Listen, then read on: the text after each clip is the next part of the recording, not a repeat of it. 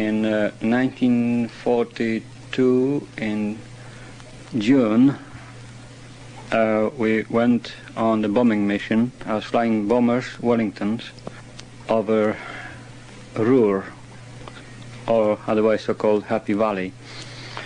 And the trip was, we performed everything what was necessary, dropped the bombs on the target, and on the way back, while we were flying over the Zuiderzee, which is the part of Holland, my rear gunner reported an aircraft approaching from the rear.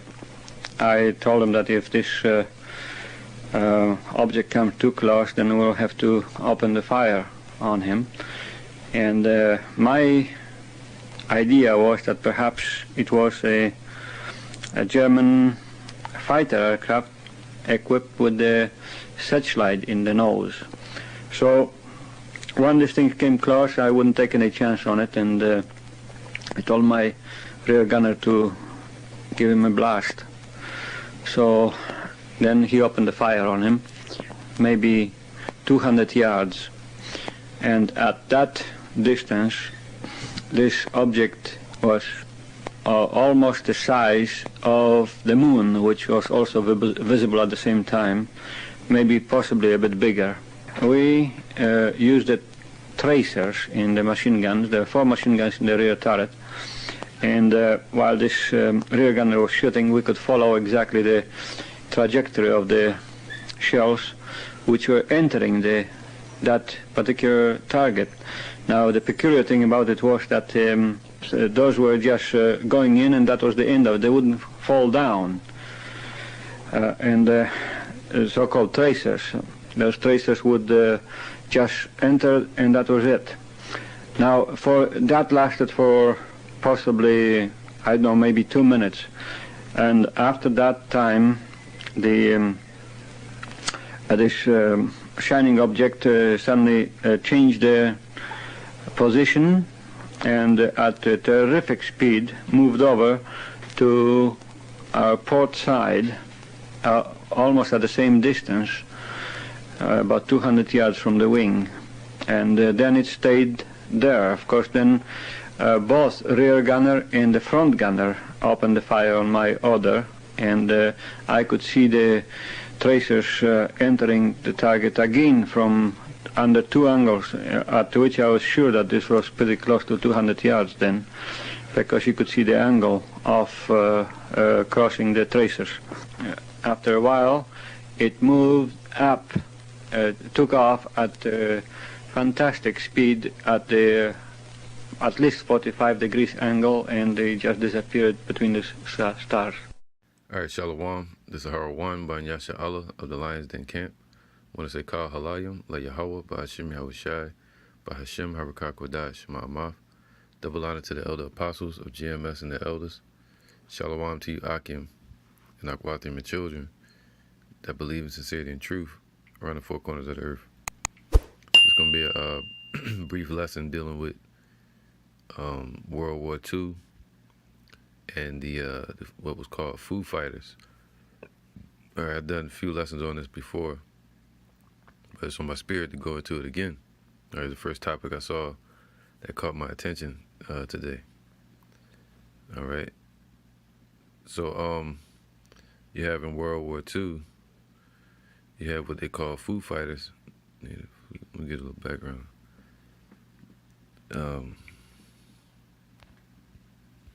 All right, so let's read about it. It says here, Foo Fighters. And you heard this guy, this pilot, he said he ordered his gunmen in the front and in the rear. And that's spoken of in Revelation chapter 9. World War I going into World War II, where they were using those type of fighter jets, you know. We still had the gunmen in the rear, then into the front as well. Or in the front, then into the rear, rear gunmen as well, all right? And that's the progression of the weaponry and blessing of Esau with their weapon, which is the sword or the gun, or to destroy. And they progressed all the way up into making those ICBM missiles. All right, and all kind of technology today, and lasers. But this pilot said his gunmen were shooting at the chariots of the Lord, Yahawah Ba'ashem Yahushua. And the bullets were the projectiles were going into the chariot, into the light, and that's it. They just would absorb it. So Esau and their military are not going to be able to deal with the chariots of the Lord. And that goes into 2nd Ezra chapter, I think it was that 13. But it says here, the term Foo Fighter, that's what they called them. The term Foo Fighter was used by Allied aircraft pilots during World War II to describe various UFOs of mysterious aerial phenomena. That's what they call them today. Aerial phenomena.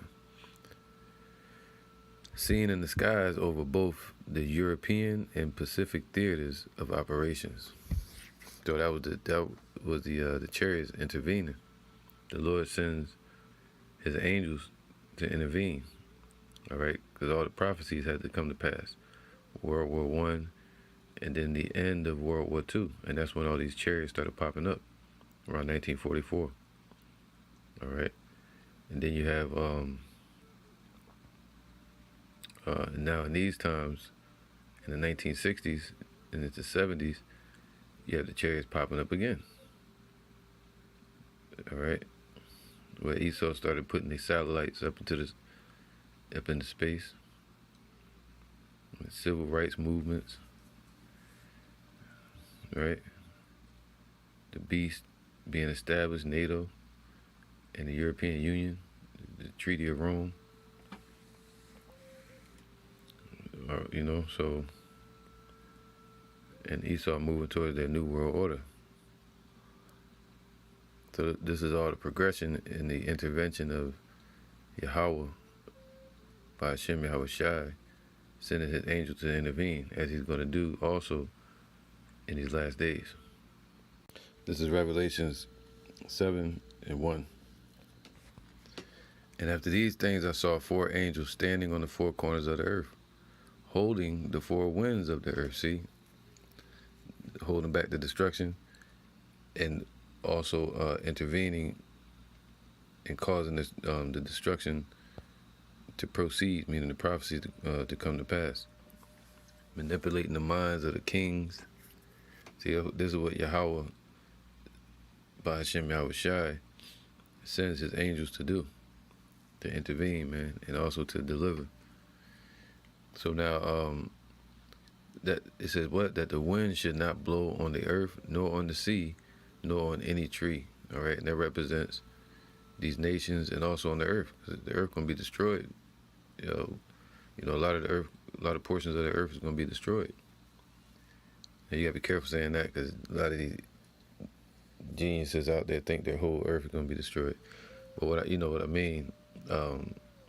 Major parts of the earth is going to be uninhabitable, all right, because of the war. So, and there's a scripture that says, I'm gonna get that too, Yahawah Ratazah and Habakkuk, where it says, is the Lord mad at the trees or the sea?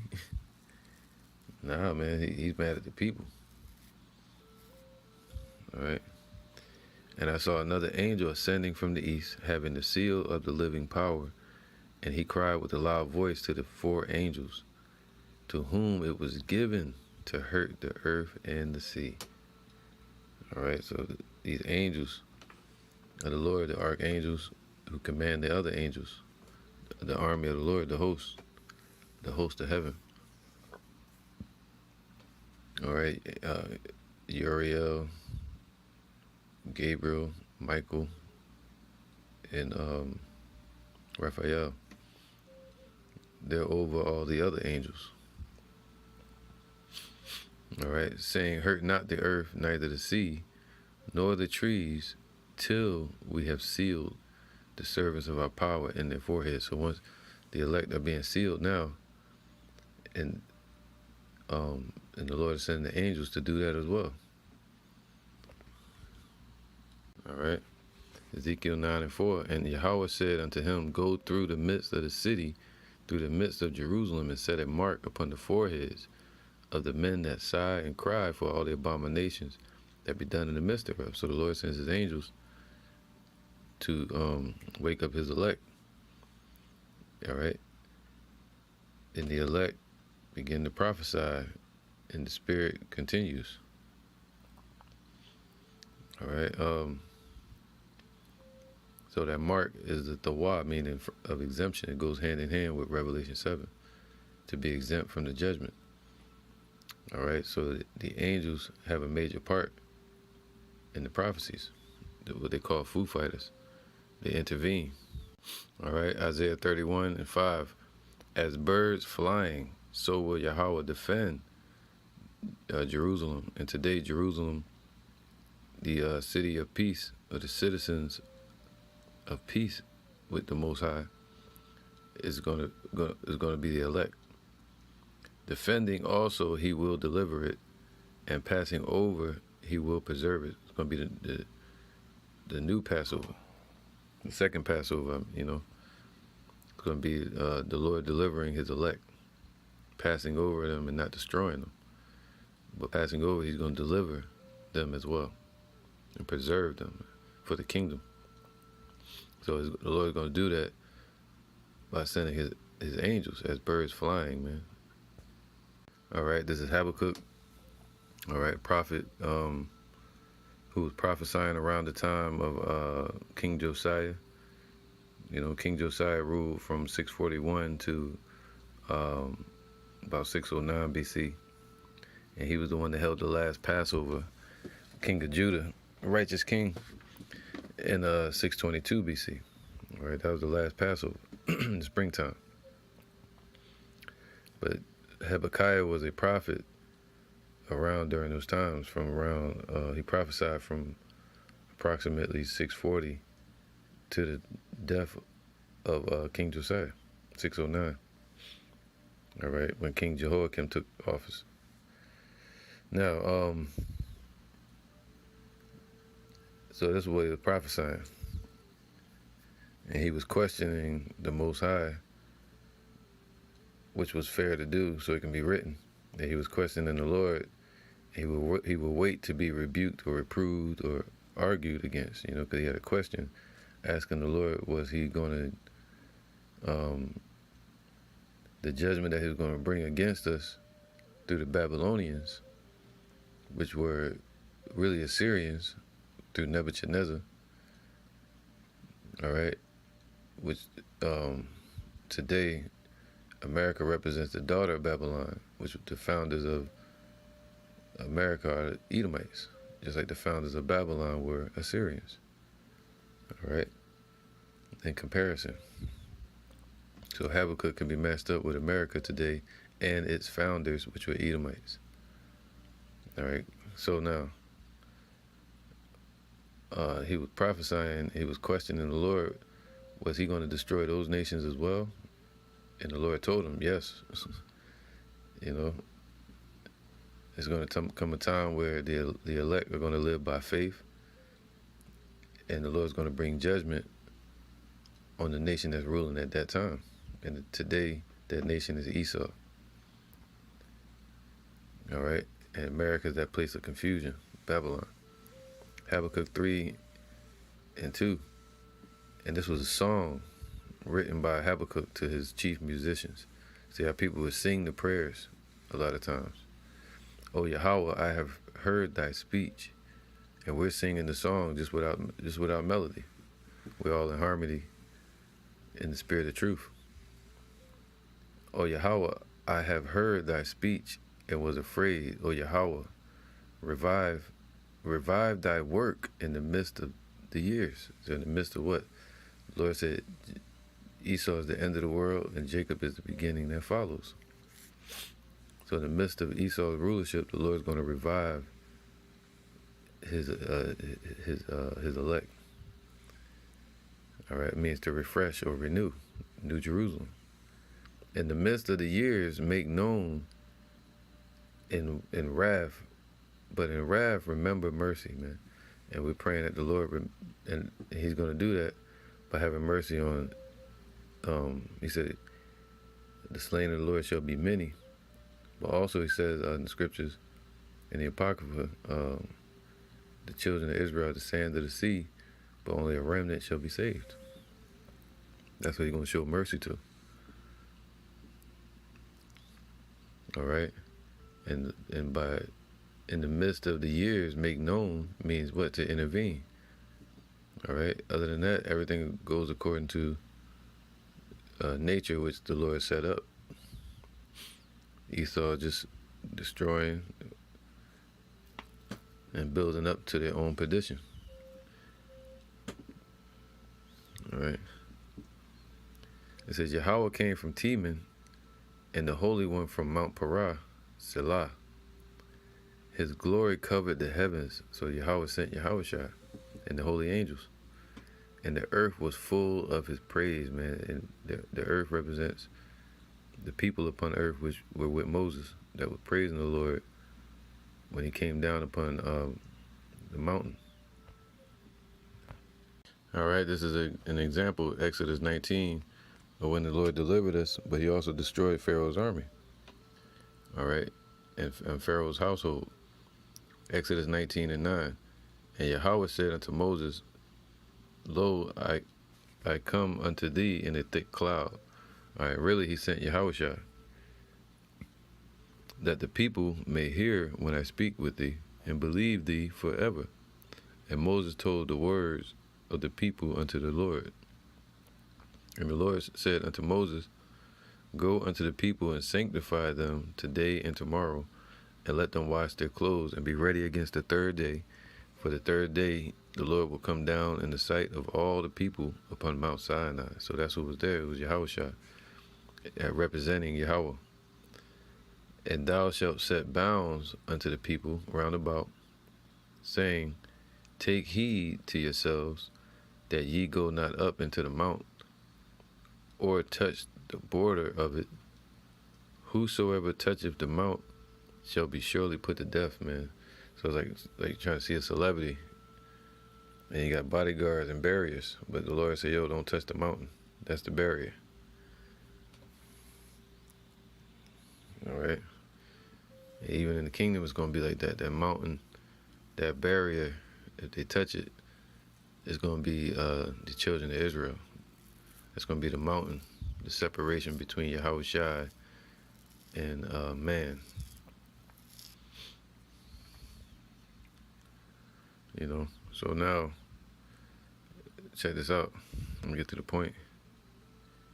And verse 16, and it came to pass on the third day in the morning that there were thunders and lightnings and a thick cloud upon the mount, and the voice of the trumpet exceeding loud, so that all the people that was in the camp trembled, man. So when Yahawashi shows up with His angels, everybody going to tremble at the power. And Moses brought forth the people out of the camp to meet God, man, to meet the Lord, yo. And they stood at the neither part of the mount, and Mount Sinai was altogether on a smoke, and it's still burnt to this day, the tip of it, over there in Arabia, because Yahawah descended upon it in fire. See, that's the point, fire. You know, and that's what they called it. The Foo Fighters, they called them balls of fire. And the smoke thereof ascended as the smoke of a furnace. It was burning up the elements on the mountain. And the whole mount was quaked greatly. So the Lord was putting His stamp on it, man, showing proof that He was here. And He backed up Moses forever. All right. And the next stamp is going to be America. We're going to burn this one up. And when the voice of the trumpet sounded long, that's how loud it's going to be, and waxed louder and louder, means getting closer, Moses spake, and the Lord answered him by a voice, man. Talk to him. And the Lord came down upon Mount Sinai on the top of the mount. And the Lord called Moses up to the top of the mount. And Moses went up. So that was Yahawah came down and talked to him face to face. All right. This is Exodus 33:11. And the Lord spake unto Moses face to face, as a man speaketh unto his friend. All right. So that's how the Lord spoke to Moses, talked to him face to face. So I'm going to read this right here. This is Exodus 33 and 8. And it came to pass when Moses went out unto the tabernacle that all the people rose up and stood every man at his tent door and looked after Moses until he was gone into the tabernacle. And it came to pass as Moses entered into the tabernacle, the cloudy pillar descended. And the pillar represents, like they call today, a cigar shape. But if you really look at it, it's a disc. You know? Stand at the tabernacle door. And all the people rose up and worshipped, every man at his tent door. So it was like over top of his house. And the Lord spake unto Moses face to face, man, as a man speaketh unto his friend. This is Exodus 24 and 10, 9. Then went up Moses and Aaron and Nadab and Abihu and 70 of the elders of Israel. And they saw the power of Israel. They saw Yahawah. They were looking right at him. In his glorified, in his spiritual form.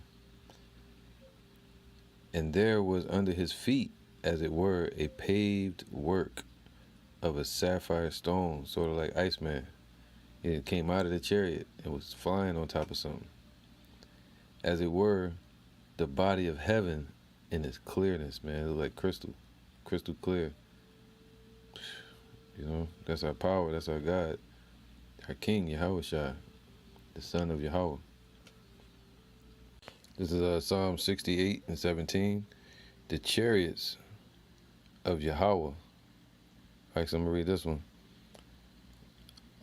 Actually, yeah. The chariots of Yahawah by Hashem Yahawah are 20,000, even thousands of angels. So thousands of angels. The Lord is among them. See, Yahawah was there. As in Sinai in the holy place. All right. So that was Yahawah that met up with Moses. Wisdom of Solomon 18 and 15. Thine almighty word leaped down from heaven. So the word is Yahawah, spoken of the book of John. All right. Thy almighty word leaped down from heaven, Yahawah, out of the royal throne. All right. He was on the right hand of the Father. As a fierce man of war into the midst of a land of destruction. And that land of destruction was Egypt. All right. And he brought thine unfeigned commandment as a sharp sword. He gave the commandment to Moses. And standing up, filled all things with death. And it touched heaven, but it stood upon the earth. All right, so they destroyed the Egyptians. Okay, so yeah, man. That's who's in those chariots. So right here, I'm going to finish this. Habakkuk 3 and 8. Was Yahawah displeased against the rivers? Was thine anger against the rivers? Was thy anger against the rivers? Was thy wrath against the sea, that thou didst ride upon thine horses and thy chariots of salvation? All right, so salvation.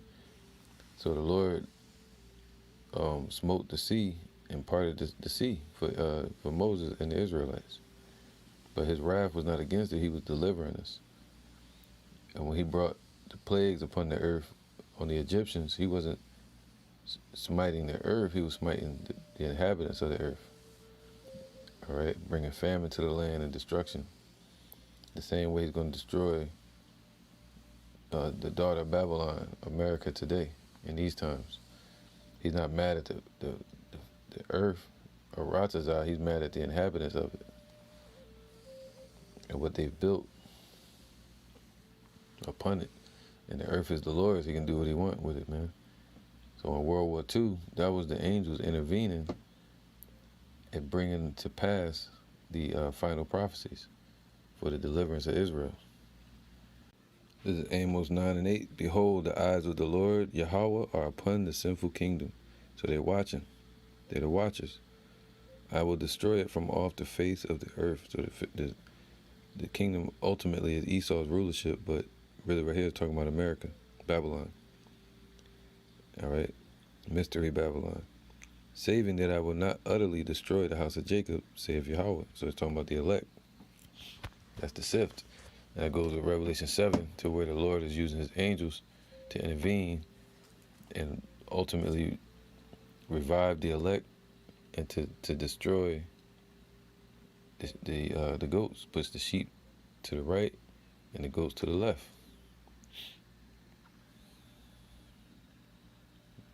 All right, so we get into the definition of these food fighters that they kept seeing. And in one of the pictures, you can see what looks like a man with a beard, dark image with a white and woolly beard and white hair. In the background, the World War II pictures. It's a big face in the sky, man, and two chariots, what they call Foo Fighters, right there as well. It says the term Foo Fighter was used by Allied aircraft pilots during World War II to describe various UFOs and mysterious aerial phenomena seen in the skies over both the European and Pacific theaters of operation. So in those UFOs, they're really chariots of the Lord, and there's angels in them. And Yahawah is going to be among them, all right? They're going to be following Yahawah on white horses. So they really got this term Foo Fighter from a movie, and it has no meaning to it. All right. Though Foo Fighter initially described the type of UFO reported and named by the U.S. 415th Night Fighter Squadron, the term was also commonly used to mean any UFO sighting from that period. So today they would probably say flying saucer or UAPs, you know. They always try to give it a government term. So at that time they were calling them Foo Fighters. Around the 60s they started calling them flying saucers. All right. Formerly reported from November 1944, around the time of the end of World War II. All right, when they bombed Hiroshima and Nagasaki, and also they had the Bretton Woods Agreement around 1944.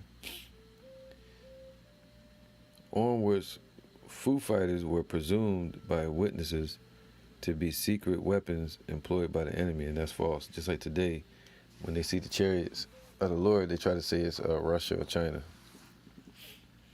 All right. So let's get into some stories. That's what I like to read of some people that have experienced seeing, some pilots that have seen the chariots. All right, in history. So let's read it. It says here, it says, although Royal Air Force personnel had reported seeing lights following their aircraft from as early as March 1942, with similar sightings involving RAF bomber crews over the Balkans starting in April 1944. So even in Europe, they were seeing them. And they had different names for them. All right. I think they call them kraut fireballs. Kraut, Kraut. Somebody want to check that out. Kraut lights or something like that over there in Europe. That's what they call them. In America, they call them Foo Fighters. It says, but really, the angels were controlling them, controlling the people. You know, appointing their bounds that they cannot pass. All right.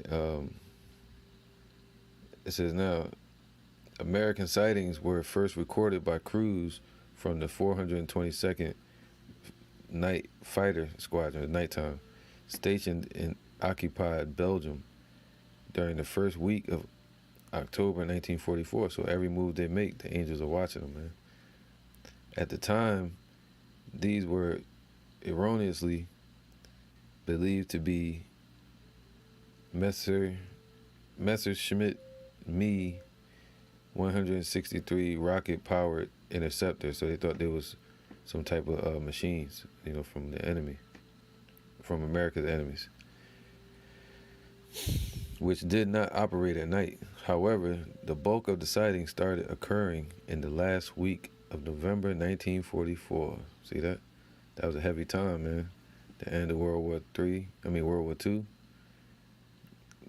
The Bretton Woods Agreement, the establishment of these European powers. When pilots flying over Western Europe by night reported, and it was also the beginning of the nuclear age. All right, they reported by night seeing fast-moving, round, glowing objects following their aircraft. That's what we would see, because we're third-dimensional beings, but we see in 2 dimensions. You're going to see one side of the craft, or you might just see a ball of light, but really it's an object sitting right there looking at you. You know? So, and they're from the 4th dimension. The objects were variously described as fiery. What? Fiery. Didn't I just read that? Fire. And glowing red, white, or orange. Those are the colors of them. Matter of fact, let me get one real quick. This is Zechariah 1:8. And I saw by night, see, nighttime, and behold, a man riding upon a red horse and the chariots, and he stood among the myrtle trees that were in the bottom. And behind him were their red horses, speckled and white, man. All right, so that's them chariots, different colors. Zechariah 1:20, and Yahawah showed me 4 carpenters, those are angels, archangels. Then said I, what come these to do? And he spake, saying, these are the horns which have scattered Judah, and those horns are the kingdoms of Assyria, which will go into Babylon, the Medo-Persian Empire, the Greek Empire, and the Roman Empire, even up to America today.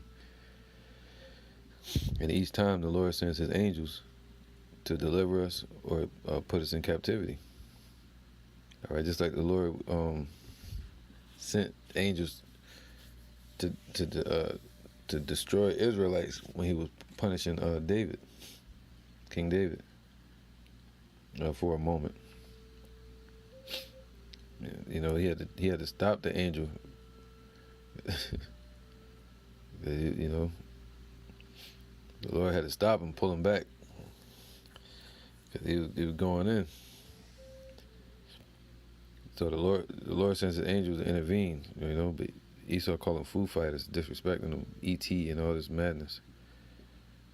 It says to cast out the horns of the Gentiles. So it says what? So that no man.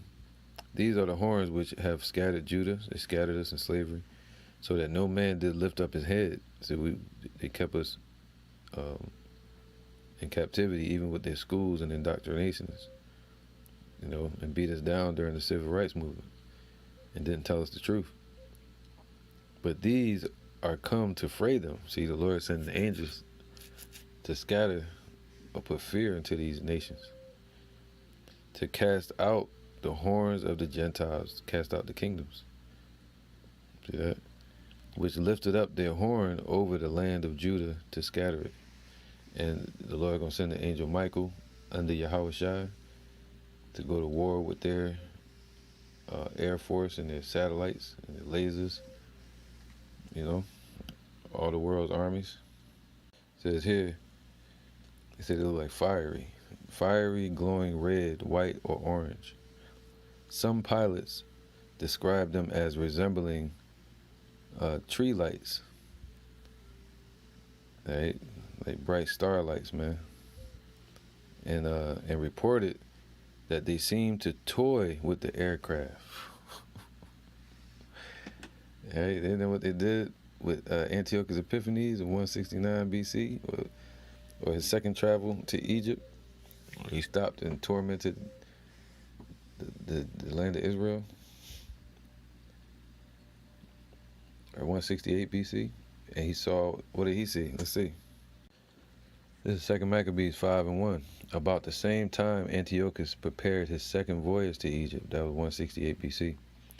And then it happened that through all the city, while he was making his move, just like when Esau comes rushing in the flood in these times, the Lord gonna send his holy angels to protect his elect, according to Psalms 81, and to gather them also. And then it happened that through all the city for the space about 40 days, man, there were seen horsemen running in the air. All right, that means angels controlling these chariots that had power, and they were moving in the air in formation and all around each other. Some pilots say they seemed like they were skipping on water, but it's in the air. It says what? In cloth of gold and armed with lances, like a band of soldiers, man. So these chariots were glowing and shining and looked metallic, and the angels had armor on. And the troops of horsemen in array, man, in formation. Like they were mocking Antiochus, encountering and running one against another, with shaking of shields and multitude of pikes and drawing of swords, shooting off their lasers, all kind of stuff, man, and casting of darts and glittering of gold ornaments and harness of all sorts. Wherefore every man prayed that the apparition might turn to good. So they thought they were seeing ghosts, but it's really spirit realm, something from the fourth dimension. That's right, man, because there was angels and what they call stars of heaven. And it was the chariots of the Lord. And you see that pilot in the beginning, he said it looked like he thought it was going to be a German plane with a giant spotlight on it, with a bright light. All right? And so it was really super bright and glowing.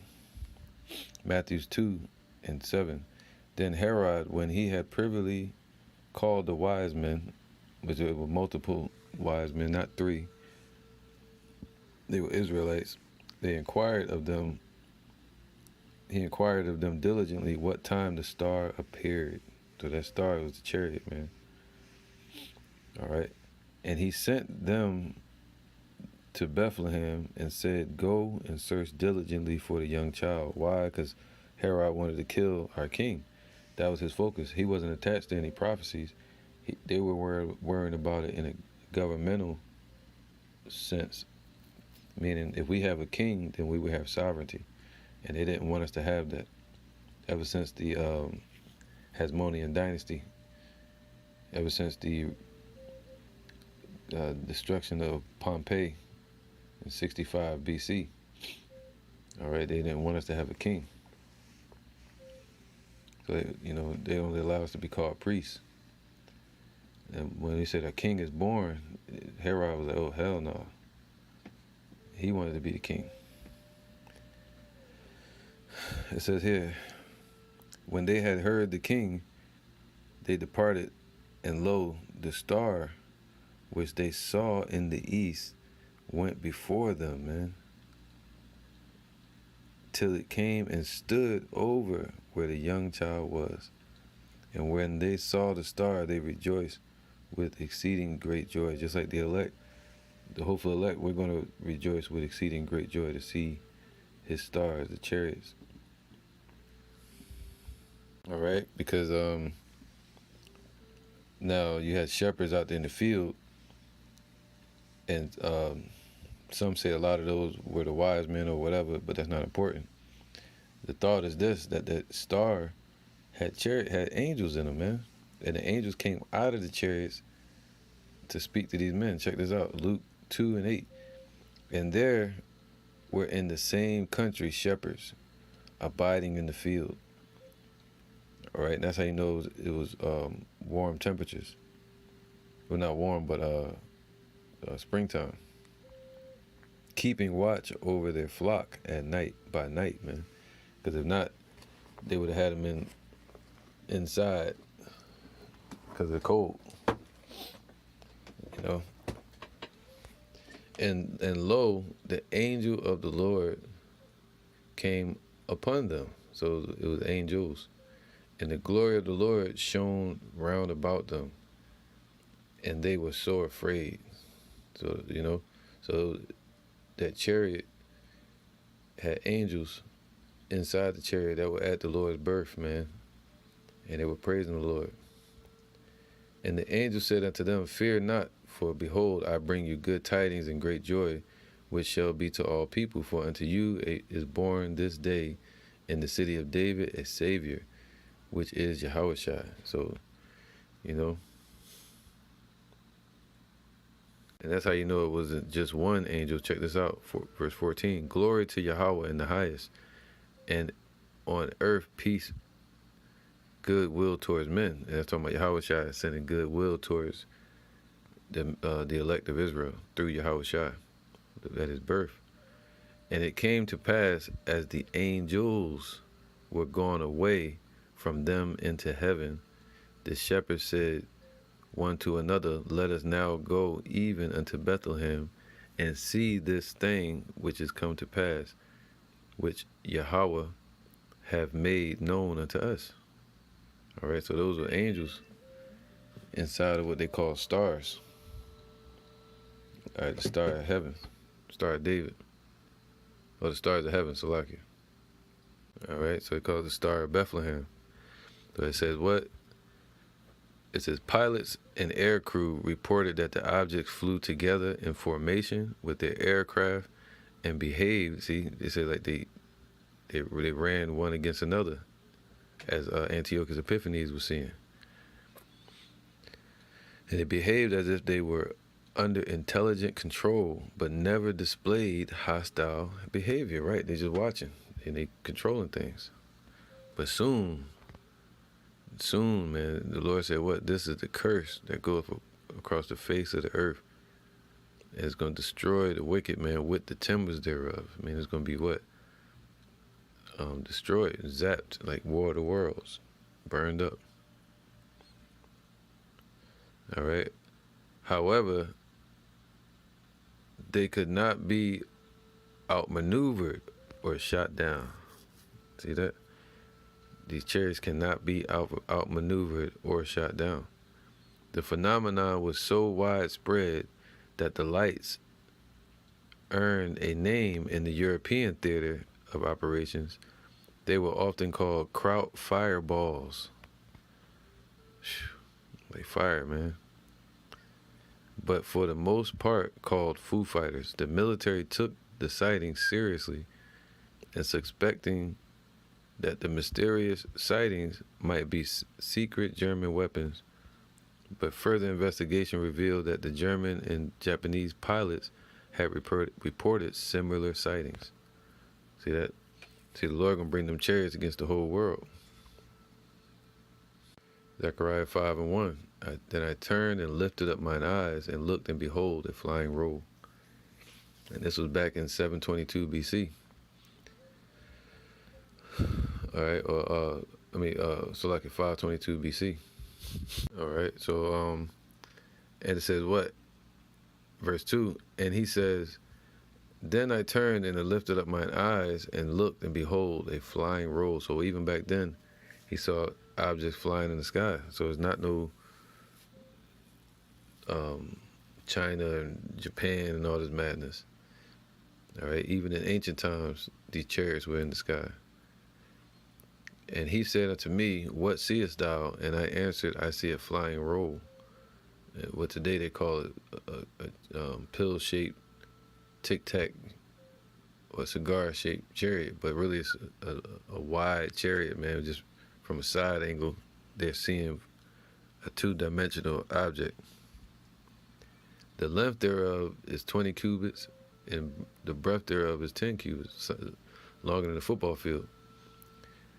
Then said he unto me, right, and today they describe it as some of the chariots as being the size of the moon when you look at it. You know, you look at the moon from the earth or in the sky from a plane, how big the moon will look. They said these chariots look just as big in the brightness and stuff. Then said he unto me, This is the curse that goeth forth over the face of the whole earth, man. See that?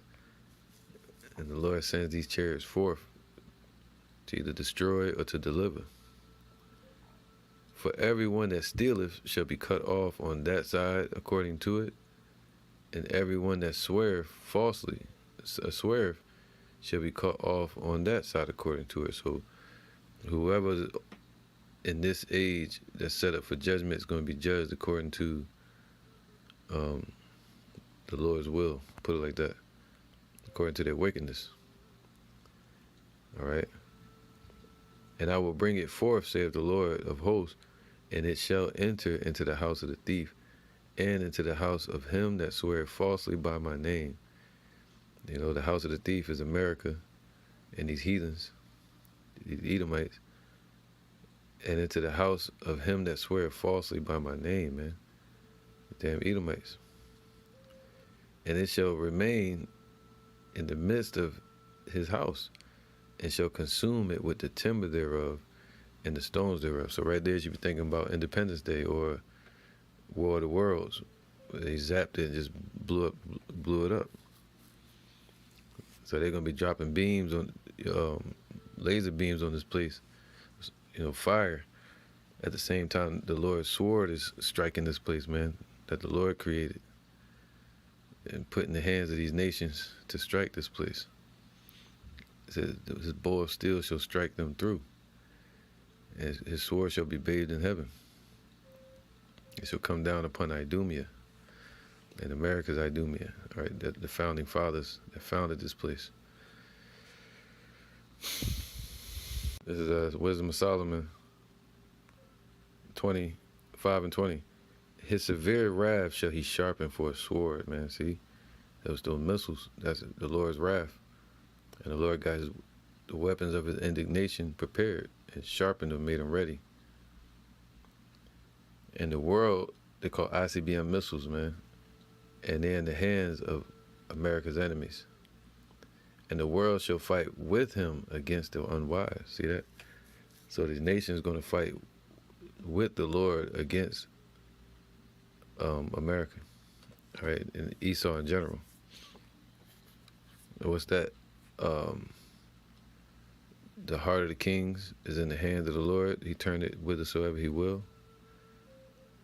And the Lord said, what? He's going to, Ezekiel 38, he's going to raise up the spirit of the Medes, which would be Gog and Magog or Russia, and those eastern countries, to rise up against America. And the Lord has equipped Russia, but the Lord is still against them, all right? It says what?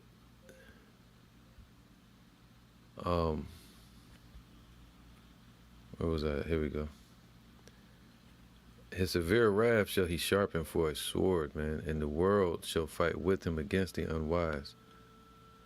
And then shall the right aiming thunderbolts go abroad. All right, and that's really talking about those missiles, and also the beams that's going to come out of the chariots that's going to be shot on this place. And in the presence of the holy angels, they're going to be zapping this place as well. The people here, and destroying all the abominations that Esau built, and the wickedness our people and the nations have imagined in this place. And from the and it says what? Then shall the right aiming thunderbolts go abroad, and from the clouds, as from a well-drawn bow, and they shall fly to the mark. See, they're gonna be well drawn from the bow, which was the missile silos, and then from the chariots as well. They're gonna make sure this place is a lake of fire, man. And hailstones full of wrath shall be cast out of a stone bow, and those hailstones represent the nuclear warheads. And the water of the sea shall rage against them, and the flood shall cruelly drown them. All right, so, and that's just it, man. So this place is gonna be wasted, utterly wasted, and the Lord sending his what they call Foo Fighters, these chariots, these balls of fire, to aid in our deliverance, salvation, and the destruction of this place.